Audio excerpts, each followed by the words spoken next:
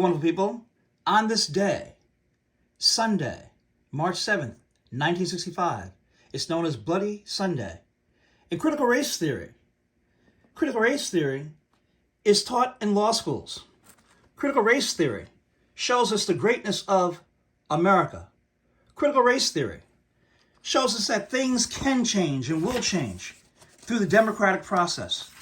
Critical race theory shows us the greatness of America. And here, you heard me talk about this already, right?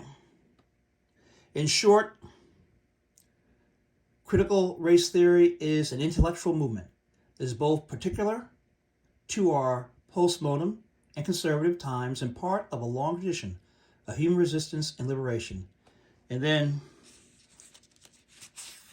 the great Professor Cornel West says at the very end here of his foreword, he says, critical race theory is a grasp of emancipatory hope that law can serve liberation rather than domination.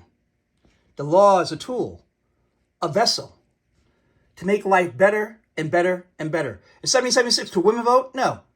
1786, 1806, 1906, Not until 1920, right?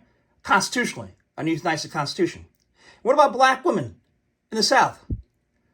When they get the right to vote? August 6, 1965, but black men also. And the 15th Amendment was passed after slavery, and black men and white men voted together in what they call fusion coalitions. They voted economics, not concerned about the color of someone's skin. And they were able to pass the Civil Rights Act of 1875, which is right in front of you, which says what? Treat everyone equally. What happened to that act? Supreme Court gutted it in civil rights cases in 1883. Then you learned about Plessy versus Ferguson, right? How he was 7/8 white and 1/8 African blood, but it was not discernible. And it's right there. I showed it to you already, right on a big screen. Supreme Court, right? And they told him, get to the back of the train.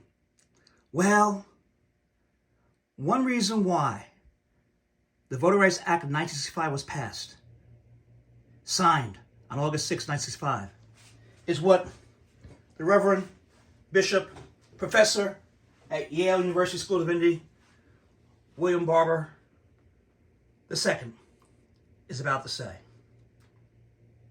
Never forget this. I want us to, for a moment, just think about that your voting rights has blood on it. Blood on it. The blood of Jimmy Lee Jackson, the blood of Amelia Boynton, but also the blood of James Reeb, a white Unitarian, and the blood of Viola Woosa, a white woman who was shot 30 minutes after they ended up, Dr. King spoke, in Montgomery. And the blood has power. And I may have mentioned that Dr. King mentioned that about what happened in the 19th century between black men and white men voting economics and not fusion and not color, and voting in fusion coalitions, right? And now, let me show you the following.